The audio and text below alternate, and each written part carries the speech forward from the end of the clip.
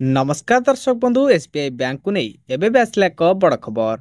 नुआ सूचना जारी करिला SBI state bank of India ग्राहकों को देला बड़ उपहार बढ़ाइला ऑटो स्वीप रो लिमिट।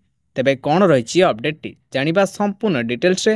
यदि आपनक पाखरे एसबीआई रो खाता अछि वीडियोटी को शेष जाय देखिबा सहित आम चैनल रे नुआ थिले सब्सक्राइब करी पाखरे थिबा घंटी चिन्ह को दबाई दियंतु जा द्वारा एभली नुआ नुआ वीडियो आपण सर्वप्रथमे देखिबा को पाई परिबे। तेबे चलंतु डेर न करी वीडियोटी को स्टार्ट करिबा।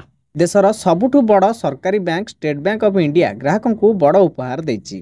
बैंक खाता रे ऑटो स्वीप सुविधा पाई सर्वनिम्न सीमा 35,000 टंका बढ़ा जाई 50,000 टंका कर दिया जाइछि। बैंक यही सूचना ग्राहकों को ईमेल जरिया रे देछि। बैंक कहिछि जे आमे ऑटो स्वीप सुविधार सर्वनिम्न सीमा 35,000 टंका बढ़ा जाई 50,000 टंका कर देछु।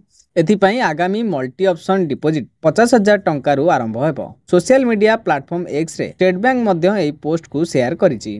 नुआ नियमर सीधासळख प्रभाव ग्राहकंक उपरे पड़िबो।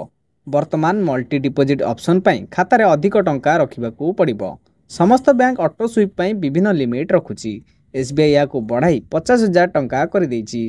प्रथमे एही लिमिट 35,000 थिला। अर्थात वर्तमान सेविंग अकाउंट चेक बा करेंट अकाउंट रे बैंक द्वारा निर्धारित 50,000 टंका बा याठारु अधिक balance Hebare account fix deposit रे ट्रांसफर हेबो। तेबे दर्शक बंधु यातला संपूर्ण डिटेल्स जे आपण माने वीडियो जानिबा को पाइले। वीडियोटी जदि भल लागि थाई गोटे लाइक कर दियंतु। आम चैनल रे नुआ थिले सब्सक्राइब करी पाखर थिबा घंटी चिन्ह को दबाई दियंतु।